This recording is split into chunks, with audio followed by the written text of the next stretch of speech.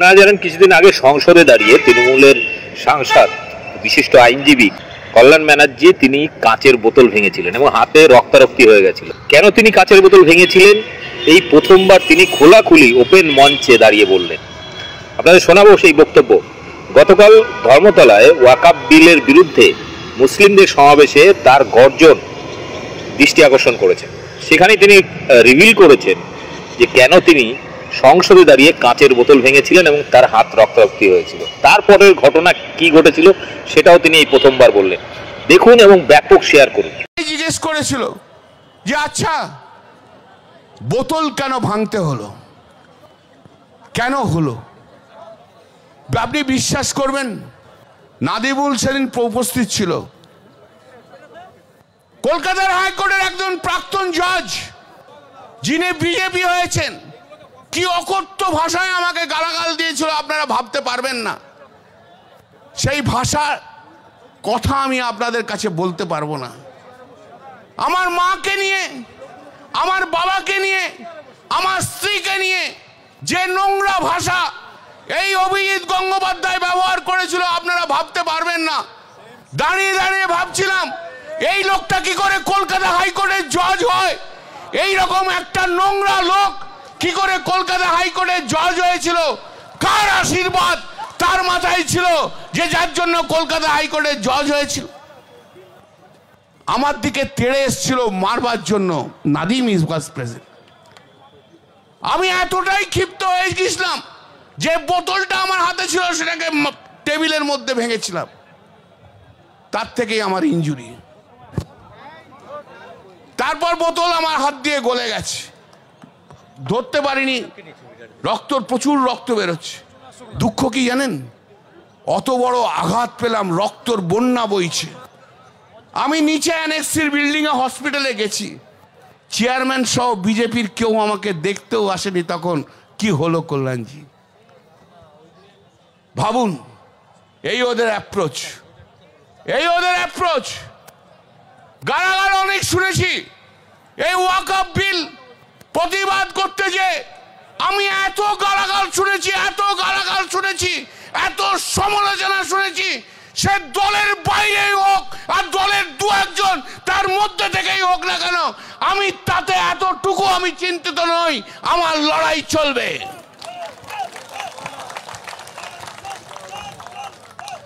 हम तो पहले ही बोल दिया जितना खून निकालना है निकाल जाएंगे, लेकिन मेरा जंग, मेरा पार्टी का जंग, मेरा दीदी का जंग communal force, non secular force का विरुद्ध में ये देश का धरती में जारी रहेंगे, जारी रहेंगे, जारी रहेंगे। हम लोग एक साथ लड़ेंगे। যেখানে যত সংখ্যালঘু সম্প্রদায়ের মানুষ আছে, যে দেশে যত সংখ্যালঘু সম্প্রদায়ের মানুষ আছে, সমস্ত সংখ্যালঘু সম্প্রদায়ের মানুষদের পাশে দাঁড়িয়ে থাকতে হয়। যারা মেজরিটি তাদেরকেই দায়িত্ব নিতে হয়। যেমন এই পশ্চিম ভারতবর্ষের মুখে হিন্দু যেমন বড় ভাইয়ের কাজ করবে, বাংলাদেশে বড় ভাইয়ের কাজ করবে মুসলিমরা। এটা তো আপনারা মানেন, মানেন কি মানেন না বলুন না, হাত তুলে বলুন মানেন কি মানেন না, মানেন কি মানেন না বলুন। মানেন তো সেই বড় ভাইয়ের কাজ আমরা পালন করব। ভারতবর্ষের মাটিতে দাঁড়িয়ে আমরা বড় ভাইয়ের কাজ করব, পালন করব।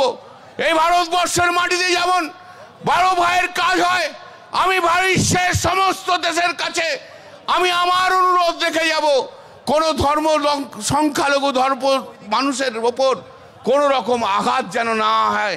যারা বড় তাদের দায়িত্ব নিয়ে সেই দায়িত্ব পালন করতে হবে, বিশ্ব শান্তি প্রতিষ্ঠা করতে হবে।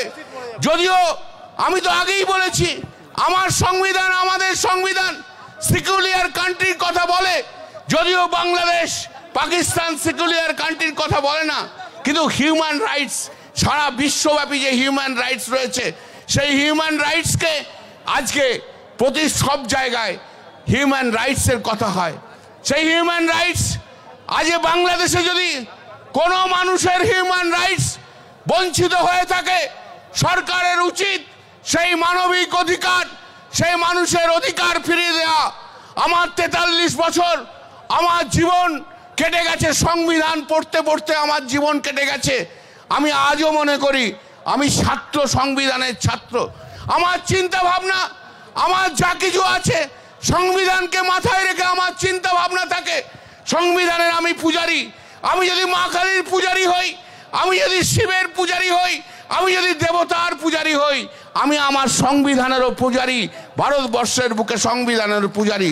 সেই সংবিধানের ভাষা একে ন্যারোভাবে দেখা যায় না, পেডান্টিক ওয়েতে দেখা যায় না। সংবিধানে কখনো কোনো সরকার বা কোনো কোর্ট সাংবিধানিক অধিকারকে কমাতে পারে না, সাংবিধানিক অধিকারকে ছোট করতে পারে না। সবাইকার কাজ কি? সাংবিধানিক অধিকারকে আরো বেশি করে প্রতিষ্ঠিত করা, সাংবিধানিক অধিকারকে আরো এগিয়ে নিয়ে আসার। তাহলে আজ কেমন একটা আইন আসবে যে আইন ভারতবর্ষের সংখ্যালঘু সম্প্রদায়ের সাংবিধানিক অধিকারকে ক্ষুণ্ণ করা হবে, সাংবিধানিক অধিকারকে কেড়ে নেওয়া হবে। আপনারা যারা মহিলা আছেন, যারা মুসলিম মহিলা আছেন, তাদের কাছেও আমি বলে যাব, শুনে রাখুন, এই যে বিজেপি সরকার মিথ্যে কথা বলছে, এই বিজেপি সরকার বলেছে না আপনাদের মুসলিমদের মহিলাদের প্রতিনিধিত্ব বাড়িয়ে দেওয়া হবে। কিরণ রিজিজু যে কথা বলেছে, মিথ্যে কথা, মিথ্যে কথা, মিথ্যে কথা। আমি আপনাদের আইন থেকে পড়ে দেখিয়ে বলে দিলাম, কোন মুসলিম, কোন একজন মুসলিম অধিকার তারা বাড়ায়নি। আমি ভাবতাম যদি হতো, যদি বলতো এই 20 জনের মধ্যে 6 জন মুসলিম মহিলা থাকবে, 10 জন মুসলিম মহিলা থাকবে, আমি গ্রহণ করে নিতাম এই বিল।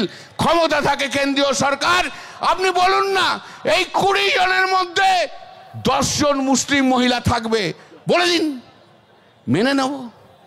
বলুন মেনে নেব। ছোট্টখানা একখানা মিথ্যে কথা বলে মুসলিম মেয়েদেরকে ভড়কানো হচ্ছে। ছি, লজ্জা লাগা উচিত। তাই বক্তব্য দীর্ঘায়িত করব না। বন্ধু ফিরোজ হাকিম, ভাই ফিরোজ হাকিম, কলিগ ফিরোজ হাকিম আজ এসে গেছে, বক্তব্য রাখবে। সারা পশ্চিমবাংলা জুড়ে ববি ঘুরে বেড়ায়, ববি কাজ করে, আমিও যাব। আমার কাছেও সারা ভারতবর্ষ জুড়ে অনেক জায়গা থেকে আমন্ত্রণ এসছে। পুজো গেছে, জেপিসি গেছে, তারপরই পার্লামেন্ট শেষ হয়েছে। এরপর নিঃসন্দেহে যাব। তো আমার সংখ্যালঘু ভাই, ভারতবর্ষের বুকে যত সংখ্যালঘু ভাই, তাদের পাশে দাঁড়াবো, তাদের বোঝাবো আইনটা কি আছে। নিঃসন্দেহ করব, দিদির পারমিশন নিয়ে, দিদিকে নিয়ে, দিদির পারমিশন নিয়ে করব। একটা কথা জেনে রাখবেন, আমি শেষ করব যে কথা বলে, এই ভারতবর্ষের বুকে যে লড়াই সংখ্যালঘুদের জন্য যে লড়াই দিতে পারে, একা লড়াই দিতে পারে, তার নাম মমতা বন্দ্যোপাধ্যায়। তিনি নাম মমতা বন্দ্যোপাধ্যায়।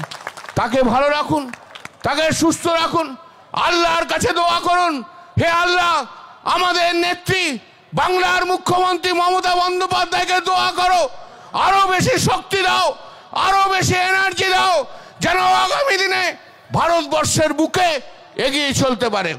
হয়তো শেষ করে দিচ্ছিলাম, হঠাৎ একটা কথা মনে গেল, যদিও এটা ওয়াকআপ নিয়ে সংক্রান্ত নয়, তবু যেহেতু আজকে অনেক দিন পর কলকাতার বুকে মানুষের কাছে এসছি, তাই আমি আপনাদের কাছে বলে যাই, প্রেস আপনারাও নিতে পারেন। ইদানিংকালে আপনারা দেখেছেন বেল পেয়ে অনেকে বেরিয়ে এসছে, দেখেছেন না? যাদেরকে ইডি সিবিআই 2 বছর, 2.5 বছর, 3 বছর আটকে রেখেছিল।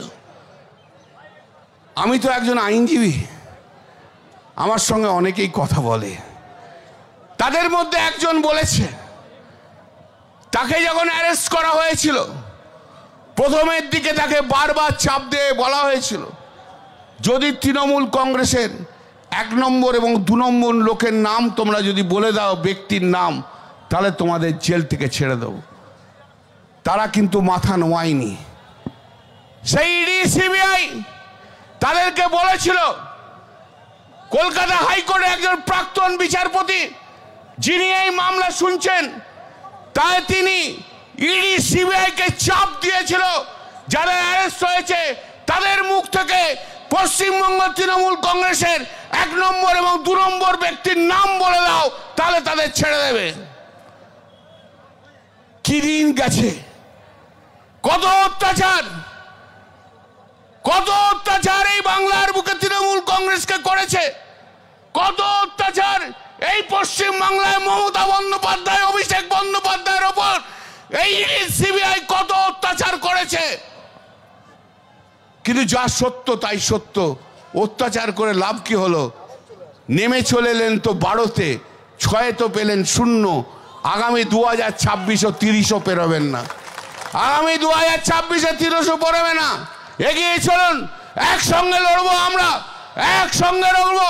শুধু বাংলার মানুষ নয়, সারা ভারতবর্ষের মুসলিম সম্প্রদায়ের মানুষকে নিয়ে আগামী দিনে ভারতবর্ষের বুকে মমতা বন্দ্যোপাধ্যায় তার লড়াই জারি রাখবে। জয় হিন্দ, বন্দে মাতরম। মমতা